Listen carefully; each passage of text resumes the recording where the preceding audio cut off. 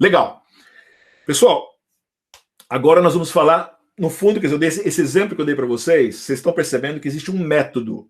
Eu capturei dados, eu limpei dados, eu desenvolvi um modelo, eu testei o modelo, eu fiz o deploy do modelo, eu testo ele na prática, eu volto, quer dizer, existe um... E aí, inclusive, o modelo, com o tempo, esse modelo, ele pode... Eu tenho que ir alterando o modelo. Puxa vida, eu usei fotos, eu fiz um modelo para capturar fotos, para usar fotos que foram capturados, o modelo há 10 anos atrás, as máquinas digitais mudaram, eu vou ter que, de repente, alterar esse modelo. Eu tinha feito o modelo para antes da pandemia, agora eu tive que mudar meu modelo para adaptar para as condições pós-pandemia. Antigamente, minhas imagens não tinham máscara, agora tem máscara. Esse tipo de coisa. Então, eu acho que vou dar mais atenção aos olhos do que no rosto como um todo. Então, existe todo um ciclo, que é o que nós vamos ver agora, que tem tudo a ver até com projetos que vocês vão fazer. Tá bom? Essa primeira parte do curso é a linguagem do machine learning, para mim, é que era importante. Muito dos porquês e muito dos como funciona mais internamente, a gente vai até vendo daqui para frente, mas mais na prática, daquilo que a gente vai precisar. E isso é um mundo, gente. Isso aqui, na verdade, inclusive, depois eu vou deixar para vocês, no final, porque a gente terminou a primeira parte da aula, né? Terminamos a primeira parte do curso. Eu queria esperar essa aula de hoje para a gente passar, para dar essa revisão, esses comentários, porque no fundo, quem está falando ele está um pouco fechando, apesar de ser o comecinho já da segunda parte, mas ele fecha um pouco tudo que a gente falou. Eu vou deixar uns links para vocês, por exemplo, de algumas sugestões para quem quiser continuar estudando, onde você pode fazer cursos legais de TensorFlow, né, grátis na internet, principalmente os cursos que você encontra na IDX e no Coursera. Né? Então eu vou deixar vários links, mais ou menos uma sequência de sugestões, né, que eu acho que assim, não é mandatório, né, obviamente, mas eu sei que tem gente, principalmente na pessoa de computação, que vai querer fazer, ou gostaria disso daí. Eu imagino que pode ser que vai ter alguns cursos desses na própria universidade, né, mas é legal. Acho que vale a pena, pelo menos na minha experiência, os cursos que eu vi que valem a pena, os cursos que são legais para vocês continuarem, tá bom? E hoje em dia existe bastante material assim nessa área, porque é uma área muito nova, né? Novíssima. Não, veja bem, Machine Learning tem 60, 70 anos, né? Porque está dentro de inteligência artificial, isso começou lá nos anos 50, 60. Mas com os algoritmos, a coisa toda, quer dizer. Nos últimos anos, com essa coisa do volume de dados que a gente tem hoje disponível, isso propiciou o aparecimento do Deep Learning, ou realmente eu começar a usar os redes neurais, né? Para mim fazer Machine Learning usando algoritmos neuronais, por causa do volume de dados. E como o Deep Learning trabalha bem com volume de dados, ficou legal. E aí, mais recentemente, foram esse desenvolvimento desses frameworks, como o TensorFlow, né, o PyTorch, que te propiciam você conseguir fazer isso num computador normal, ou aparecimento de collabs, como o da Google, que te permite você rodar isso na nuvem, mas rodar os teus modelos. Isso é novo, né? Isso é bem mais novo. Antigamente era muito restrito na área acadêmica ou para cientistas de empresas, né? E hoje não, a gente consegue fazer isso. E o TinyML, que é pegar tudo isso daí e jogar para um microcontrolador, nós estamos falando disso aí de 1, 2 anos. Gente. Eu garanto para vocês vão sair daqui sendo os primeiros engenheiros brasileiros que conhecem esse assunto, a menos o pessoal que fez, por exemplo, o curso de Harvard, do Harvard X, lá da EDX, que pô, é um curso bem legal, que é da onde é a base, a essência do curso que a gente está tendo aqui. Mas em termos de graduação, vocês são os primeiros que estão vendo, na América Latina. Né? Isso é muito legal. E é uma coisa que você vai ver, Adriano, cada vez mais. Cada vez mais. Vocês vão começar a prestar atenção nos artigos que você vai ver, isso é muito novo. Mas tem muita coisa boa. Voltando à pergunta original, tá cheio de curso legal, tem muita picaretagem também. Cuidado, não precisa nem pagar nada, mas tem coisas boas, coisas sérias. Hã? Como qualquer área, né? Tem muita picaretagem. Como é uma área que chama muita atenção, e isso tem muito a ver, tá dentro de data science, né, a ciência dos dados, e acho que o ano passado, e o retrasado, principalmente, saíram em 2019, 2020, data science virou uma palavra, é um buzzword sexy, né?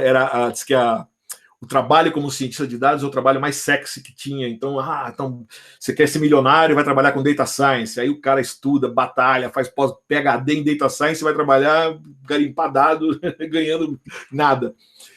Então não é bem assim. É uma área dura, árdua, mas é uma área bonita, legal pra caramba. Explodiu mesmo de verdade.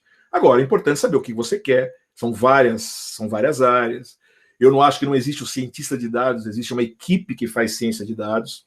Isso é muito importante. Por isso que, inclusive, tem a ver com o projeto que vocês estão fazendo. Porque, no fundo, quando eu estou fazendo um projeto de TinyML, eu estou fazendo um projeto de inteligência artificial. E aí eu tenho a ver com ciência dos dados. Tem a ver com...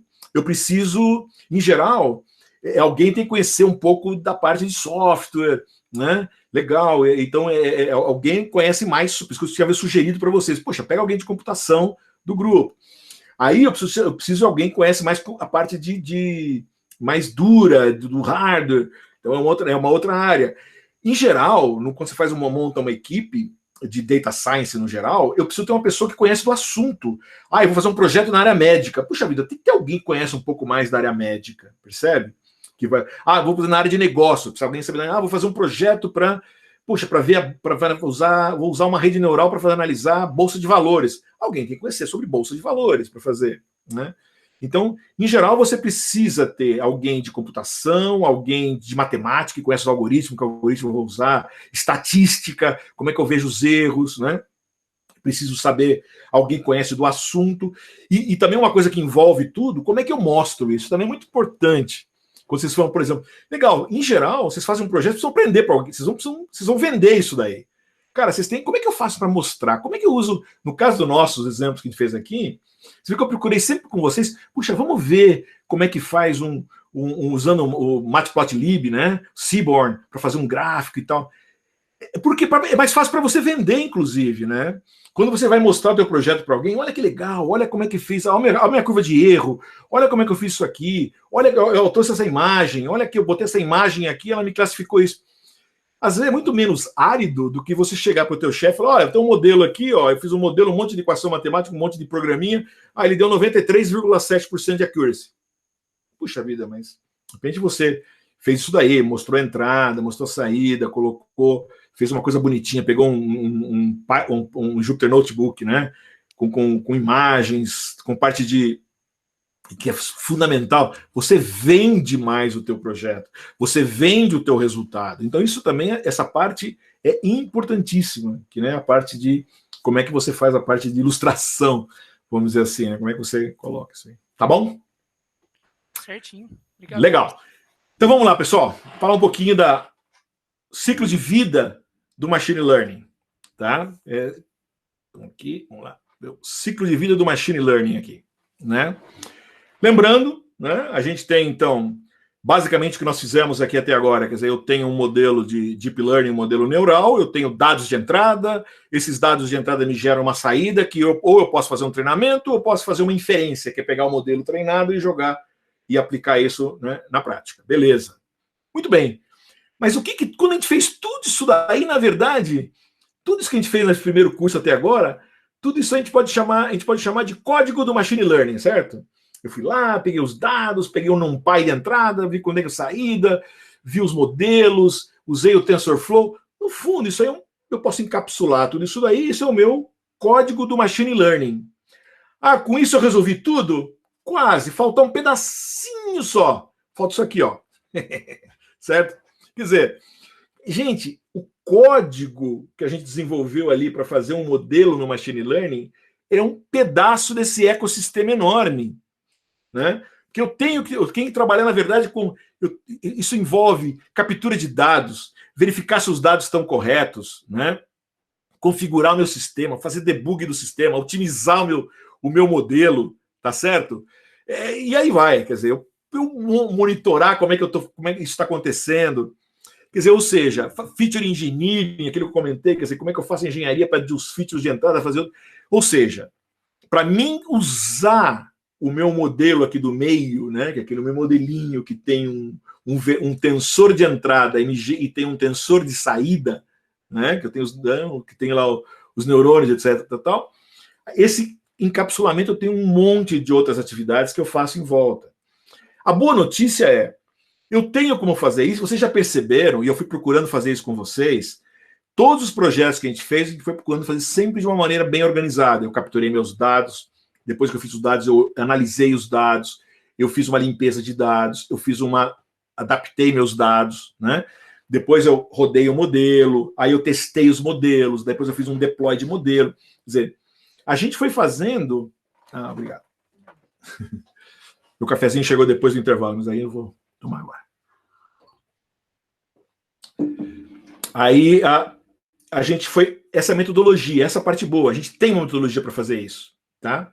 Muito bem. Toda essa infraestrutura, todas essas coisas que a gente viu, todos esses quadrados aí, é o que a gente chama de a nossa infraestrutura de AI, ou de inteligência artificial. Vocês estão vendo que bacana? Que talvez há 2 meses atrás, gente, quando a gente falava de inteligência artificial, para vocês era filme de ficção científica. Quando eu mostrei todo aquele monte de quadradinho para vocês, e quando eu mostrei da linguagem que a gente viu até agora, não, vocês viram que, na verdade, eu já não tenho... Tem um monte de coisa que já não é mais segredo. Quer dizer, já tem um monte de coisa que estão... Vocês começam a... Puxa vida, lembra da cebola, né? Eu começo a entender o que está acontecendo. E ainda tem um monte de dúvida. Né? Como disse o Adriano. Pô, eu fiz lá, professor, legal, rodou, funcionou, já vi que dá para usar, mas por que eu estou usando? É isso aí, esse é o caminho, é isso aí. Testo, funciona, veio para o porquê. Como é que eu modifico? Como é que eu uso esse daqui, eu copio o que eu fiz aqui, ponho num outro projeto. Como é que eu vejo, começo a ver o que outra pessoa fez. Que legal. Então, tudo isso daí faz parte da minha infraestrutura de inteligência artificial. A infraestrutura de AI, ela é dividida em 4 grandes pedaços, que a gente já passou meio por eles, mas sem falar de nomes, né?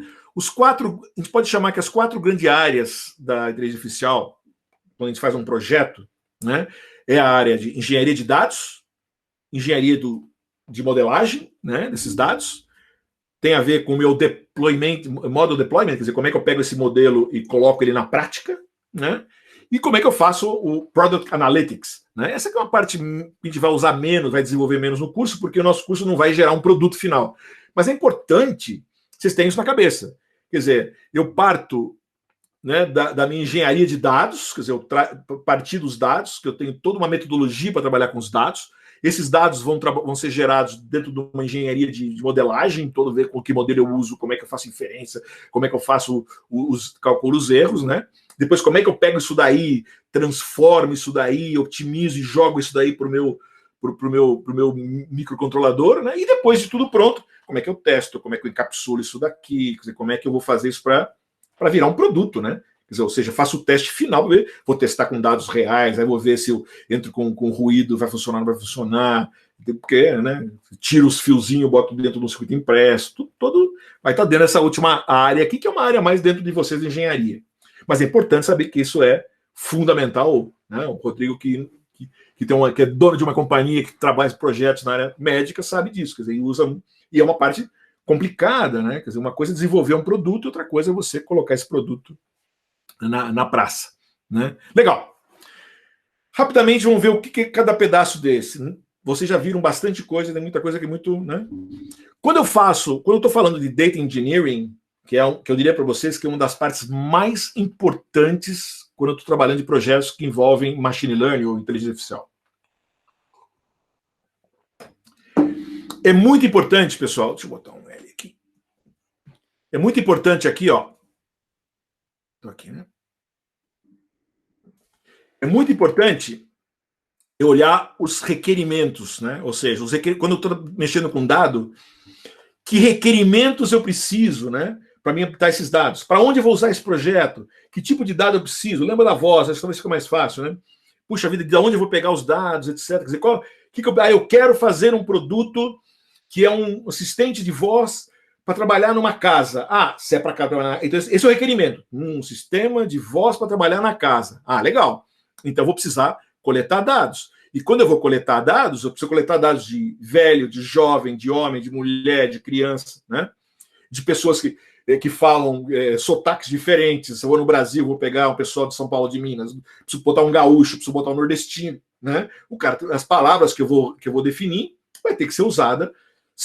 Esse produto é só para usar no Brasil? Não, esse produto vai usar em outros países, e assim por diante, né? E, às vezes eu preciso fazer um labeling do dado, mas o dado não está disponível, quer dizer, eu consegui o dado, mas eu preciso dizer, eu peguei esse dado aqui, essa pessoa está falando essa palavra, então eu preciso ir lá e isso é o yes, esse é o no.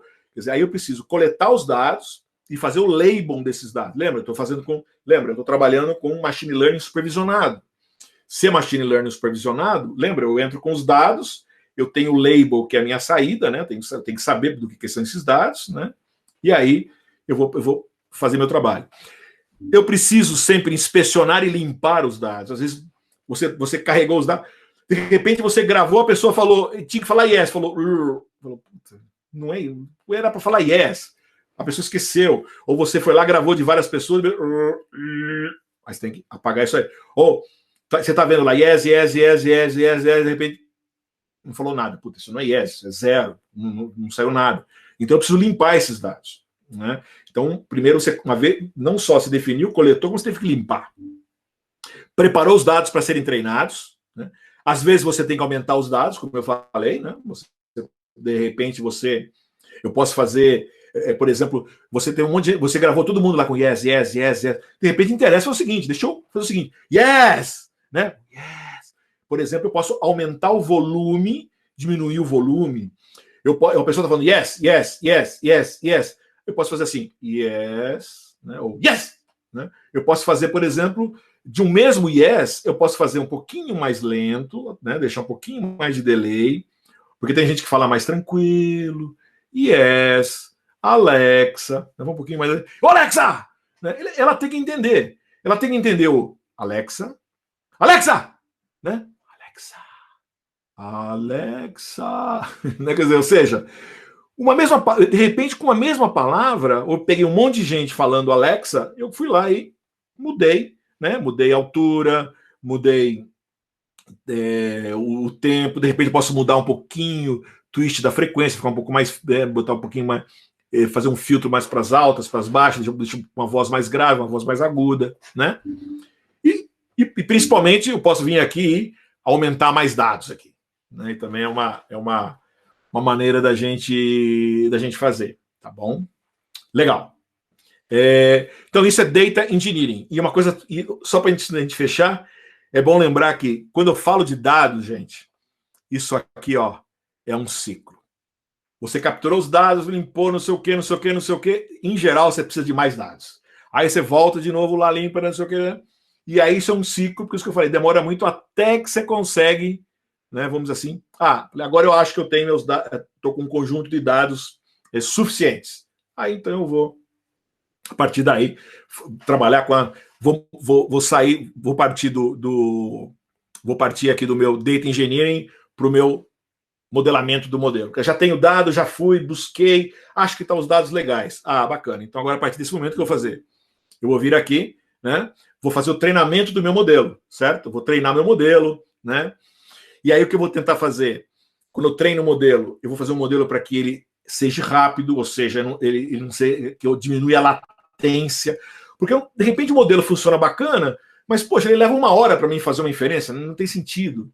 Tem coisa que eu preciso ser rápido, depende de onde eu vou usar esse modelo, né?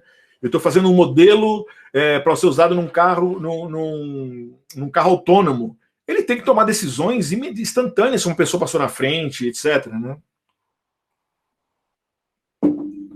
E assim por diante. Quer dizer, aí eu vou ter que definir quais são as minhas métricas, né? Tem que avaliar, otimizar, etc. Né?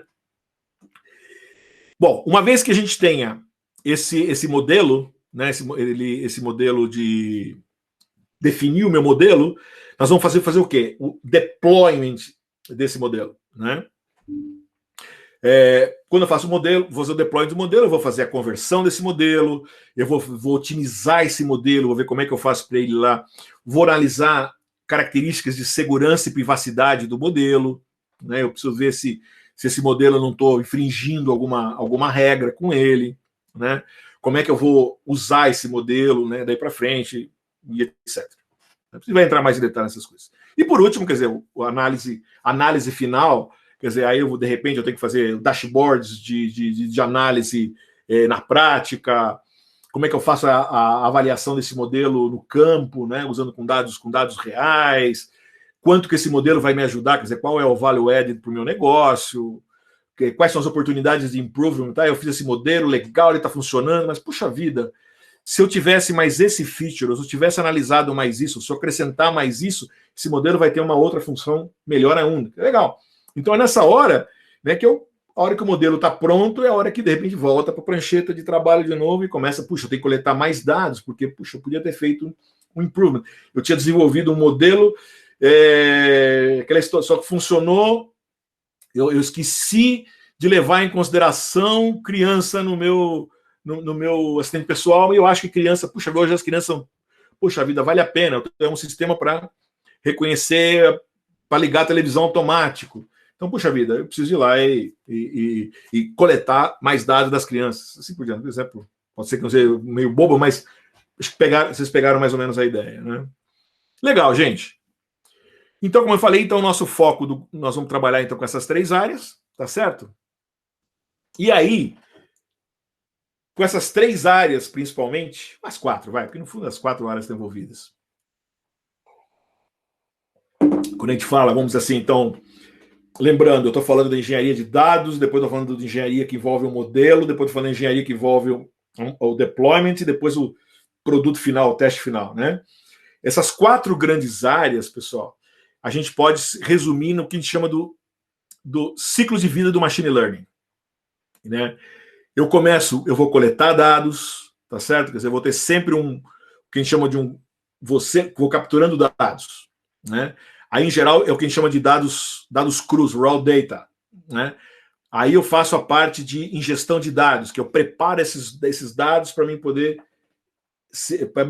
usá-los no meu projeto, né? Lembra, por exemplo, que vocês desenvolveram um projeto, aí vocês têm, por exemplo, o sensor que vão continuar capturando mais dados, né? Aí eu vou precisar fazer a análise, inspecionar, selecionar, né? Separar os dados que não me interessam, né? Aí eu venho para a parte de labeling dos dados, quer dizer, eu vou separar, uma vez que eu já limpei os dados, né? Capturei eles, separei, limpei, vou botar os labels, vou testar, e isso aqui fica, e isso, ó, né? Eu estou vindo aqui, quer dizer, eu capturei os dados aqui, eu capturei os dados, fiz o ingestion, analisei, e estou fazendo aqui. Até que quando eu cheguei com os dados que eu queria, eu vim aqui, vem a parte de, eu vou anotar os dados, vou verificar, vou deixar eles disponíveis, né? Cheguei nesse ponto aqui, estou com os dados prontos para mim entrar no meu processo, tá certo? Aí eu tenho que entrar na preparação dos dados, aí eu tenho que, às vezes, vou dividir em treinamento, eu vou não sei o quê, quer dizer, eu tenho toda uma pré-preparação também aqui dos dados para eu poder fazer entrar na parte de modelagem do meu sistema. Então, aqui eu vou usar os algoritmos, vou trabalhar, rodeio o modelo. Aí, uma vez que eu rodeio, vou fazer a avaliação do modelo, né? Puxa, vou ver se o modelo tá legal, não tá legal, né? E aí entra uma palavra que são os KPIs. Imagina que vocês estão numa empresa. Não, olha, eu tenho que ver esses modelos que a gente está trabalhando, é um banco, eu tenho que ter tanto de accuracy, ou eu tô... Se é um modelo, para mim, um assistente pessoal ligar, se eu falei a palavra, puxa vida, se der 90% tá legal. Não, mas eu estou fazendo isso daí, é um sistema para mim detectar sei lá, uma vibração que poderia quebrar uma máquina. Então, não, isso tem que ser 99, se possível. Isso não tem a ver com saúde. Quanto mais, melhor. Né? Um ponto percentual que eu consiga num sistema de saúde, melhor. Então, é importante a gente ver quais são os KPIs que estão associados, quer dizer, quais são onde eu quero chegar, quer dizer, como é que eu faço essa comparação aí, né? E aí, beleza, aí validei, tá certo? E aí vou fazer o deployment, tá certo? E aí analiso como é a performance no campo, capturo mais dados e aí vai.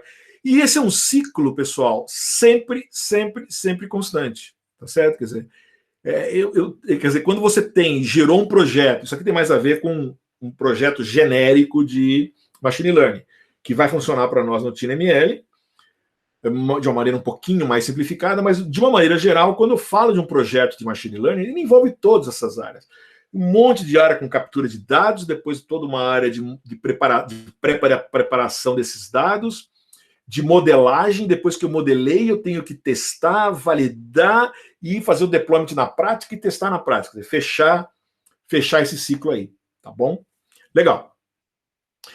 Pessoal, como eu falei para vocês, quer dizer, de uma certa maneira, a parte boa ou a parte legal disso daí é que eu tenho facilmente vamos dizer assim, uma maneira analítica de eu fazer essas três grandes áreas aí. Eu tô frisando três porque, de novo, eu não vou mexer com o produto mesmo ali, né? Legal, né? Então tá lá, pessoal.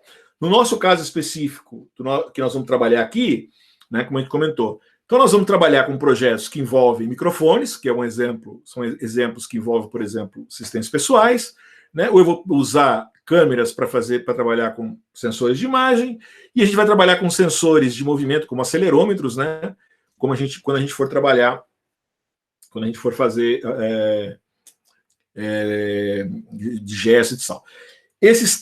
Esse conjunto de dados que vem desses sensores, eu vou ter que trabalhar eles exatamente da mesma maneira que a gente viu no caso mais genérico. Quer dizer, daqui vão vir os dados, esses dados vão ter que ser trabalhados em cima de uma infraestrutura de inteligência artificial, tá certo? Que basicamente vai cobrir as mesmas etapas genéricas que a gente falou. Eu tenho que capturar esses dados, tratar os dados, preparar os dados, desenvolver um modelo e fazer o deployment do modelo, né?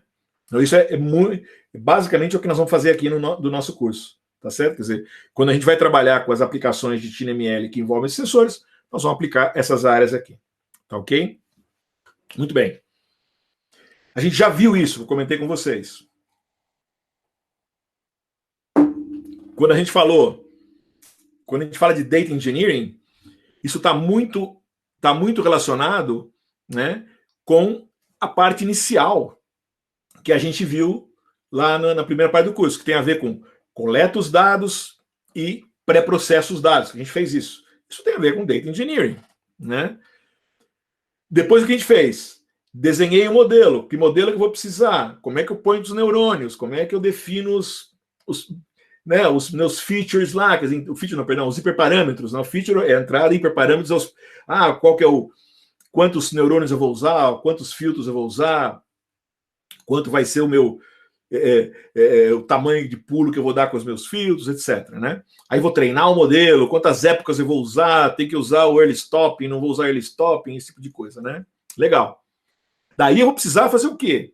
Eu venho para a etapa que eu vou fazer a avaliação do meu modelo, para depois poder converter e fazer o deployment desse modelo, certo? E aí eu vou usar todas aquelas técnicas de como é que eu vou ver, eu vou usar a minha matriz de confusão, vou ver como é que foi, quantos a accuracy desse modelo, etc. Né? Qual é o erro, etc. Né? E a hora que eu faço a inferência, que eu botei dentro do meu produto final, é onde entra essa parte final, que faz toda uma análise, que, de novo, como eu comentei, a gente não vai entrar tão a fundo pelo menos nesse curso aqui. Ok? Pessoal, toda essa parte inicial, que peguei os dados, processei, desenvolvi, treinei o modelo, tem a ver com o TensorFlow, que a gente trabalhou até agora, tá certo? Né? A hora que eu for converter, né, vou pegar o modelo, vou converter para fazer o deployment, eu vou usar o TensorFlow Lite, né? E quando eu for falar em inferência, quer dizer, quando eu vou pegar o meu modelo, que já foi treinado, foi convertido e otimizado, eu vou fazer uma última etapa, por exemplo, que eu vou enxugar esse modelo para ele fazer um flat buffer todo em hexadecimal, por exemplo, para mim poder ler em C esse modelo. Vou por dentro por exemplo, num Arduino da vida, num microcontrolador, e eu vou ter rotinas, né, ali do TensorFlow Lite Micro, que são funções em C, que eu consigo, então, a partir desse modelo, capturar um dado, entrar nesse modelo, e o modelo me dá uma resposta. Tá? Então, nós vamos fazer isso com o TensorFlow Micro. Tá ok? Fechando, comparando agora, quer dizer, todo o workflow que a gente está falando aqui, né, com todo o ciclo de vida, né, a parte de Data Engineering, que tem a ver com a coleta e o pré-processamento dos dados, a gente vai trabalhar basicamente tanto capturando dados com os próprios microprocessador, tá certo? É muito importante. Tá? Por exemplo, nós vamos fazer um modelo de vibração, por exemplo. Eu posso usar alguma coisa de mercado, mas eu posso usar alguns dados que eu já tenho, mas é muito importante, de repente, eu pegar o próprio microcontrolador, se for possível, e tentar capturar a vibração dele, né? De voz que eu comentei. Eu vou pegar, por exemplo, eu quero fazer um projeto que envolve voz, né? Eu posso fazer, tanto eu vim aqui, vou procurar um dataset que tenha mercado, que eu tenha um volume grande de voz, como também eu vou tentar capturar a voz com o meu microcontrolador. Então, eu vou pegar o meu Arduino e vou ficar lá, né? Yes, tal. Tentando também capturar esses dados aqui. Então, vai ser tanto o dados de mercado, quanto esse cara aqui, quanto o próprio dispositivo, né? Aí nós vamos fazer, vamos assim, essa etapa toda, eu estou colocando que a gente vai usar a nuvem, que na verdade eu não quero dizer a nuvem, porque eu estou usando o Colab, ou eu estou usando, algum de vocês usa o próprio notebook de vocês aí, o computador, rodando o Jupyter Notebook aí, né? Então, aqui aí vocês vão desenhar o modelo, usando o TensorFlow vai ser usado parte para processar, pré-processar os dados, desenhar e treinar o modelo, né? E a partir daí o que nós vamos usar bastante daqui para frente, que nós vamos aprender como fazer o deployment desse modelo, fazendo evaluando, fazendo a avaliação se está ok, convertendo, né? E fazendo a modelagem, usando o TensorFlow Lite. E aí fazendo a inferência, e aqui sim vou fazer a inferência usando o meu dispositivo genérico aqui, porque mas eu acho que você deve ser um ícone de microcontrolador. Eu não encontrei isso aí, achei que tinha a ver, só para diferenciar. Quero diferenciar que é feito no né? Que é o modelagem usando TensorFlow, e também essa parte de conversão também eu estou usando a nuvem, né? E na prática mesmo, dentro do microcontrolador, eu só vou usar isso aqui. Então isso é importante, eu bato muito nisso, mas é onde muita gente faz confusão. O que é o treinamento, o que é a inferência. Então quando a gente fala que eu vou fazer machine learning, TinyML, eu estou fazendo Machine Learning Embedded Devices, que é o nosso curso. Eu vou fazer, pegando um Arduino e fazendo inteligência artificial nele, é verdade. Mas eu estou executando um modelo de inteligência artificial, eu estou executando o modelo de inteligência artificial na ponta. Eu só estou fazendo a inferência. Eu estou pegando o que foi treinado todo aqui atrás, peguei um monte de dado, grandes bases de dados, treinei, testei, converti, fiz o deploy, e a inferência eu estou fazendo na parte final. Perceberam, gente? Perceberam que com você pensando de maneira metódica, ou vocês começam a entender, fica muito mais claro o que eu estou fazendo. E pessoal, o foco aqui é TensorFlow, que é uma ferramenta desenvolvida pela Google. Eu, pessoalmente, gosto do TensorFlow, porque eu acho ela, ainda mais o TensorFlow 2, que é o que a gente está usando no curso, que integrou o Keras, né? Que o Keras é uma API que foi colocada em cima do TensorFlow, né? O TensorFlow veio do Theanos, que era uma coisa inicial, aí a Google melhorou isso, aí veio o Keras, no TensorFlow 1, todo mundo começou a usar o TensorFlow 1 com o Keras, que simplificava, aí a TensorFlow criou o TensorFlow 2, que é o que a gente usou no curso, que o Keras já é automático. E o bacana é esse desenvolvimento do TensorFlow Lite, que foi feito, e depois o próprio TensorFlow Micro. Então, hoje em dia, isso é extremamente utilizado. Mas também eu quero que vocês tenham claro que isso é uma opção, é a opção que a gente vai fazer, é a opção que eu conheci, né? Não necessariamente é a melhor para mim, ou melhor para aquela história. A melhor é aquela que você conhece, né? Mas, por exemplo, quando eu estou desenvolvendo um modelo, né? Em muitos casos, por exemplo, para modelos de rede neural mais complexos, o TensorFlow é maravilha. Mas não necessariamente, às vezes eu tenho um modelo de inteligência artificial, um modelo de machine learning clássico, árvore de decisões, coisas mais que eu não preciso usar rede neural. Eu não tenho tantos dados assim. O scikit-learn é espetacular. Inclusive, você vê, a gente usa muita coisa do scikit-learn, porque ele ajuda você a separar, a fazer avaliação, etc. A gente usou bastante coisa. Mas ele também tem os próprios modelos dele, tá? Inclusive modelos de rede neural. Uma linha dele você faz tudo, você treina mais ou menos como a gente fez com o TensorFlow, até mais simples. Mas é um modelo bem legal. O Theano era a base do TensorFlow, tá? Eu nunca nem cheguei a usar. É bem complicado a estrutura. Isso era mais da pessoal de universidade, cientista que usavam. Hoje em dia acho que ninguém usa mais. Talvez pode ser que tenha algum modelo mais antigo ou totalmente desenvolvido, o cara nem tem como tirar isso fora. Quer dizer, aquela história, né? Ficou meio como legacy. Mesma coisa o Torch. O Torch e o Theano eram dois. O Torch, o Theano e o Café eram os 3 primeiros grandes frameworks para inteligência artificial que vem nos últimos anos. O TensorFlow assumiu o Theano, né? A PyTorch da Facebook. O Facebook começou a pegar o Torch, criou o PyTorch, que é uma versão do Torch para Python, que é muito boa. Na universidade, em universidades, em desenvolvimento, se usa muito PyTorch. São muito parecidos. O PyTorch e o TensorFlow são parecidos. Eu acho que o que peca um pouco no PyTorch é depois para você botar ele na prática. Quer dizer, criar modelos para ser usado na realidade, ele perde um pouco, pelo que eu conheço. Eu só fiz muito pouquinho. Tá? Entra numa discussão igual o pessoal que gosta de usar R e o pessoal que usa Python. Né? O R é legal se você tem muita coisa que envolve estatística, mas o Python faz praticamente tudo que o R faz, mas não tem algumas coisas não tão bem quanto o R, mas o R não faz tudo que o Python faz e ponto. Então, entre aprender R e Python, aprenda Python, que ele cobre tudo que o R faz, mesmo que alguma coisa não seja tão boa. Então, eu acho assim, entre aprender o TensorFlow e o PyTorch, prefiro o TensorFlow, porque ele faz tudo que o PyTorch faz. Pode ser que um ou outro detalhe não tão bem, mas ele faz completo, ele vai até a ponta, então é legal. Né? Esse aqui é uma complicação.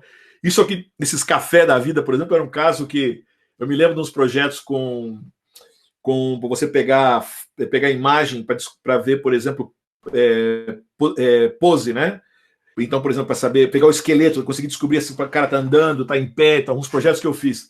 Os projetos originais usando o café eram complicadíssimos. Hoje, você faz isso com o TensorFlow brincando. Eu publiquei um artigo fazendo isso com o TensorFlow, jogando pro Raspberry.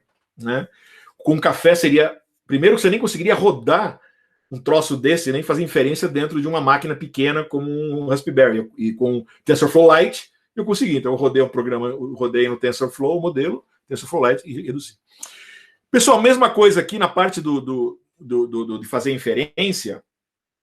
Por exemplo, o STM32 Cube AI, acho que pode ser que alguns de vocês já viram, que a STM usa para os produtos dela, né? É muito legal também. Então ele tem ele faz algumas funções, né, de você conseguir, uma vez que você tenha um modelo, você pode usar o STM32 Cube para rodar isso daí dentro dos microcontroladores da STM. Tá? Por exemplo, nós vamos ver aqui no curso, nós vamos usar o Edge Impulse Studio. Na verdade, na aula que vem nós já vamos começar a usar, fazer alguns projetos já trabalhando com Edge Impulse. Vocês vão ver, nós não vamos fazer o deployment final para o microcontrolador ainda, mas vocês vão ver lá que você tem disponível. Uma vez que você rodou o modelo, você pode dizer para ele, eu quero rodar eu quero gerar um conjunto em C, que eu vou rodar isso em algo genérico, né? Então, em geral, eu vou usar gerando em TensorFlow Lite, né? Eu posso já gerar direto algo que pode ir direto para ser rodado no Arduino, ou eu posso rodar um cara que vai para o STM Cube, por exemplo. Tá? Então, só para vocês saberem que, apesar do no nosso curso aqui a gente está focando no framework do TensorFlow da Google, existem outras opções. Pode ser que vocês, no mercado de trabalho ou em alguns projetos específicos, vocês se deparem com essa necessidade.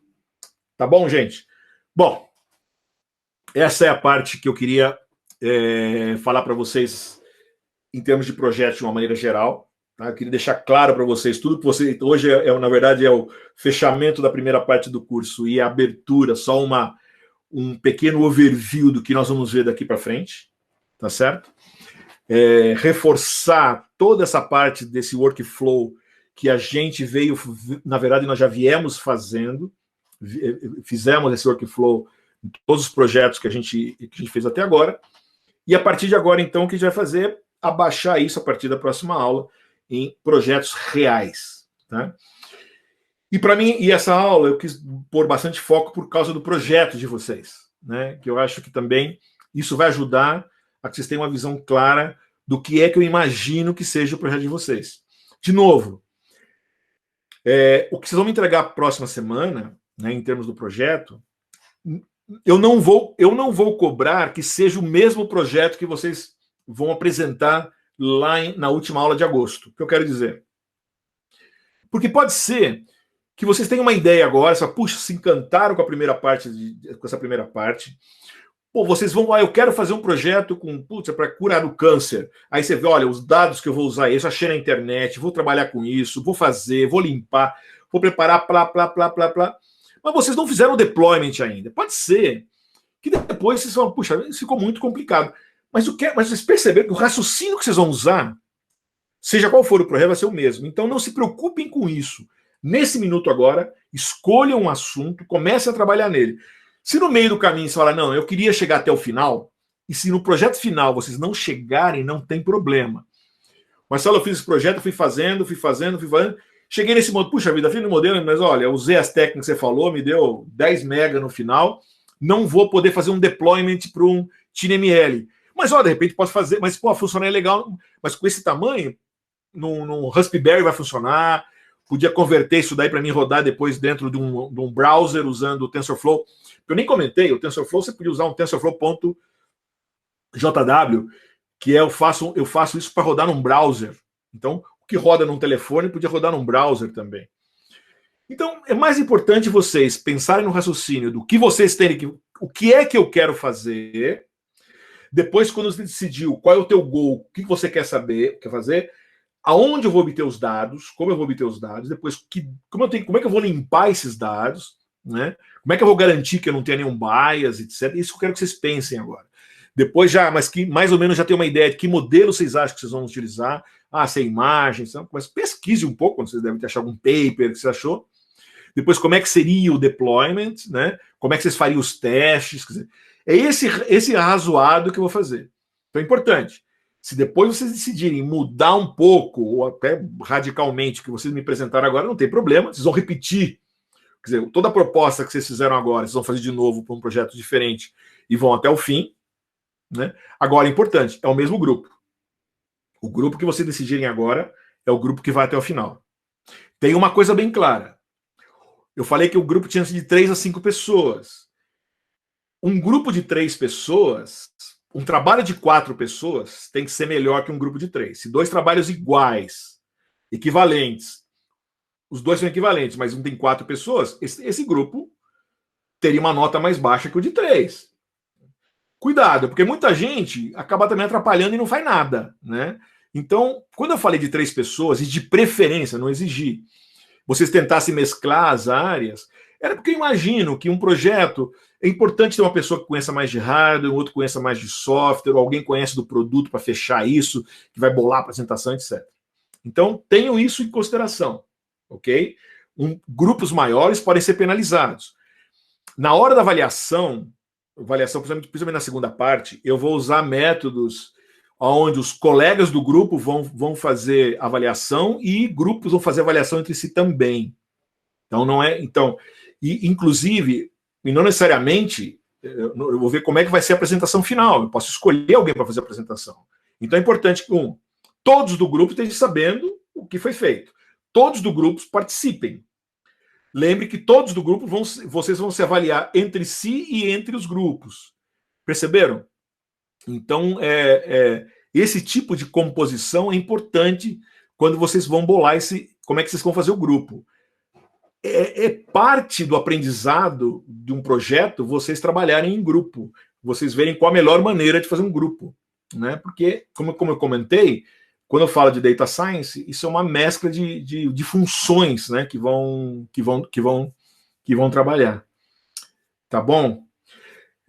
Pessoal, então nesse ponto agora eu queria que vocês aproveitar, porque eu fiz a aula hoje para ter um pouquinho, pelo menos uns 5 minutos. A gente sempre termina com 5 minutos atrasado, procurei fazer 5 minutos antes, exatamente para tirar dúvida de grupos, porque algumas pessoas entraram em contato comigo durante a semana, e como o grupo é até a próxima semana, então vocês apresentem. Isso é uma. 2, lembrando que hoje, até o final do dia vocês entregam a lista 4, né, que é o do Fashion lá, não é complicada, quem não fez ainda é simples, é pouca coisa que você tem que fazer, mas é para você ir lá e rodar ela no Jupyter. É importante que o feeling do que está acontecendo, quanto mais vocês tentarem mexer, botar alguma coisa, usar coisas que a gente viu em outros notebooks e colocar nele seria legal para vocês, tá bom? Não que eu vou exigir, mas quanto melhor, mais legal. Eu entreguei a nota para vocês essa semana, mais ou menos como é que a coisa vem indo. Eu acho que a maioria do pessoal está bem, né? Mas eu acho assim, mesmo se é um ou outro que não está legal, tem chance de recuperar ainda, né? Lembrando que os quiz são 20% da nota, falta só um quiz, que é o quiz. Hoje eu vou mandar um quiz, mas não entra nessa nota, ele não entra na nota, tá? Eu tenho só os quiz das 6 primeiras aulas, que vão entrar na nota, né? Mais os quatro notebooks, né? Que vocês entregaram, né? E aí eu deixei um extra, um pouco mais complexo, uma maneira mais complicada de você tem que botar as tuas imagens dentro de escaninhos ali, né? De files, mas é um projeto muito bacana, é um projeto real. É um projeto que foi usado lá em Uganda para diferenciar folhas. E aí você pode, de repente, pegar a folha de feijão e botar depois, tirar uma foto dela e testar o modelo de vocês, né? Mas ele não é obrigado, faz quem quer. Eu sugiro que vocês tenham tempo que o façam. Se não der para fazer, não querem fazer para nota aqui, mas que façam na hora que der. E qualquer coisa eu tiro dúvida de vocês disso daí. E ele entrega a semana que vem também, junto com até quarta-feira, né? Próxima quarta-feira, porque eu tenho que entregar a nota de vocês até a sexta, tá? Então, até a sexta 18, do fechar o primeiro bimestre. Então, quarta-feira é o último dia disso daí. Tá bom? Claro? Dúvidas? À disposição? Senão, estamos livres, estamos bem. Deixa aqui.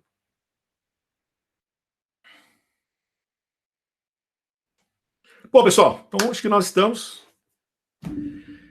Obrigado. Um bom final de semana para vocês, no fim de resto da semana. De novo, ó, terminem de fazer a lista 4 hoje. Qualquer dúvida, mandem e-mail, eu respondo para vocês hoje até o final da noite. Até o final de semana, qualquer dúvida aí com respeito ao último quiz. E boa sorte com as notas, né? Boa sorte com os trabalhos, tá bom? E boa semana e boa sorte nas outras matérias. Tchau, pessoal. Boa noite aí.